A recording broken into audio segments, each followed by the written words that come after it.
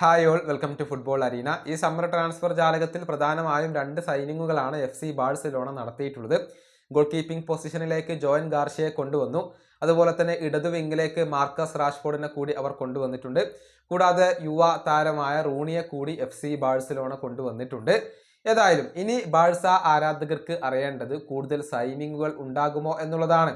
ഇത് ബാഴ്സയുടെ പ്രസിഡന്റായ ലാപോർട്ടയോട് ചോദിച്ചിരുന്നു. വ്യക്തമായ മറുപടി അദ്ദേഹം പറഞ്ഞിട്ടുണ്ട്. ഇനി ക്ലബ്ബ് സൈനിങ്ങുകൾ ഒന്നും നടത്താൻ ഉദ്ദേശിക്കുന്നില്ല, പുതിയ താരങ്ങളെ കൊണ്ടുവരാൻ ഉദ്ദേശിക്കുന്നില്ല എന്നാണ് പ്രസിഡന്റ് പറഞ്ഞിട്ടുള്ളത്. അദ്ദേഹത്തിന്റെ വാക്കുകളെ മുണ്ടോ ഡിപ്പോർട്ടീവോ റിപ്പോർട്ട് ചെയ്തിരിക്കുന്നത് ഇങ്ങനെയാണ്: ഈ സമ്മറിൽ ഇനി ഞങ്ങൾ കൂടുതൽ സൈനിങ്ങുകൾ നടത്തില്ല. ഞങ്ങൾക്ക് നിലവിൽ നല്ലൊരു സ്ക്വാഡ് ഉണ്ട്. മാത്രമല്ല റിസർവ് ടീമിലെ താരങ്ങളെ ഉപയോഗപ്പെടുത്തിക്കൊണ്ട് ഫസ്റ്റ് ടീമിനെ ശക്തിപ്പെടുത്താനാണ് പരിശീലകൻ ആഗ്രഹിക്കുന്നത്. അതുകൊണ്ട് തന്നെ നിലവിൽ ഞങ്ങൾ പുതിയ ഡീലുകൾ പ്രതീക്ഷിക്കുന്നില്ല. ഇതാണ് FC ബാഴ്സലോണയുടെ പ്രസിഡന്റ് പറഞ്ഞിട്ടുള്ളത്. ഇനിയിപ്പോൾ പ്രധാനപ്പെട്ട സൈനിങ്ങുകൾ ഒന്നും നടക്കില്ല എന്നുള്ളത് ഉറപ്പായി കഴിഞ്ഞിട്ടുണ്ട്. ടീം ഇപ്പോൾ ഏറെക്കുറെ പൂർണ്ണമായിട്ടുണ്ട്. നമുക്കറിയാം, ഏഷ്യയിലാണ് പ്രീ സീസൺ FC ബാഴ്സലോണ നടത്തുന്നത്.